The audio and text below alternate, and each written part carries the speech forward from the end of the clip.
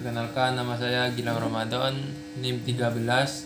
Di sini saya akan mereview jurnal biologi laut bertema tentang manfaat nekton osteodeis bertulang sejati.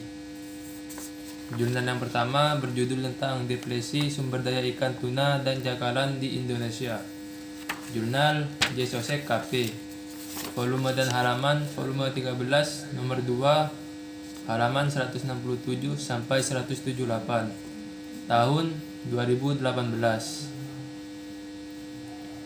Indonesia memegang peranan penting dalam perikanan tuna, tongkol, dan cakalang di dunia.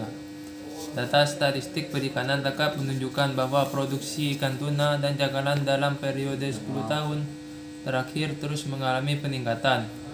Rata-rata total produksi tuna dan cakalang adalah sebesar 560.941 ton dengan nilai reproduksi mencapai 7,2 triliun. Tujuan penelitian mengestimasi besarnya depresi sumber daya ikan tuna dan cakalang Indonesia. Metodologi penelitian, jenis data yang digunakan meliputi data sekunder dan data primer.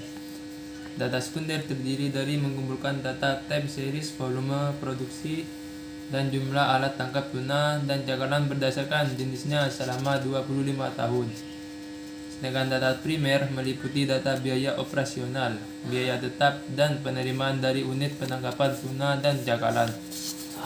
Itu gimana pula itu, ya Allah, Pembahasan produksi tangkap ikan tuna dan cakalang di Indonesia secara keseluruhan terus meningkat sejak tahun 2000 sampai tahun 2015. Berdasarkan data statistik perikanan tangkap, terdapat 6 jenis kelompok alat tangkap yang digunakan untuk menangkap ikan tuna dan cakalang, antara lain rawai tuna, rawai hanyut, selain rawai tuna, rawai tetap. Kesimpulan, volume rata-rata depresi sumber daya ikan tuna dan cakalang periode 1992 sampai 2015 sebesar 2,282,828 ton per tahun. Nilai depresi pada sumber daya ikan tuna dan cakalang dapat dijadikan indikator terjadinya overfishing, sehingga penangkapan tuna dan cakalang di Indonesia perlu adanya perubahan.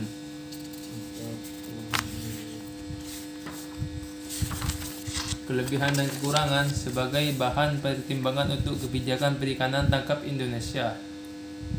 Kekurangan: tidak memasukkan unreported and unregulated IUU fishing.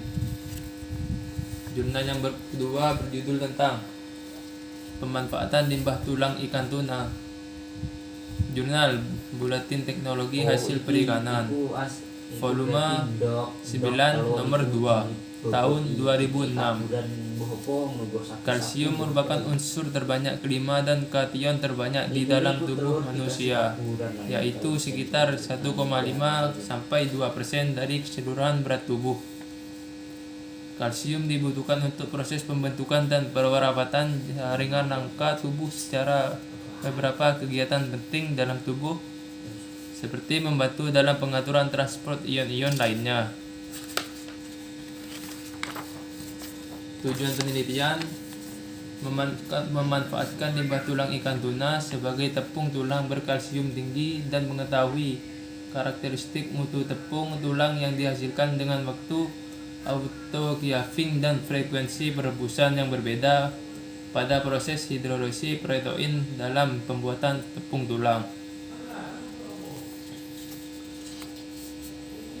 Kesimpulan: penggunaan tepung tulang ikan tuna sebagai sumber kalsium dalam tubuh tidak optimal dengan pemanfaatan tepung tulang secara langsung. Penggunaan tepung tulang ikan diduga akan menghasilkan penyerapan kalsium lebih besar jika tepung difortifikasi ke dalam bahan makanan yang lain, terutama yang kandungan asam amino. Jurnal yang ketiga berjudul tentang keberlanjutan perikanan tuna di perairan Sendang Biru, Kabupaten Malang.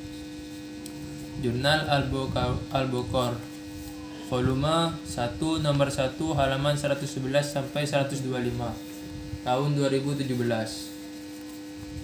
Ikan tuna memiliki nilai ekonomis penting dan tersebar hampir ke seluruh wilayah di perairan Indonesia. Nilai ekonomis yang dimiliki ikan tuna menjadikannya sebagai salah satu komoditi utama dari subsektor perikanan nasional baik untuk konsumsi maupun komoditi ekspor. Tujuan penelitian ini bertujuan untuk menentukan tingkat keberlanjutan dan masing-masing domain atau aspek yang ada di dalam.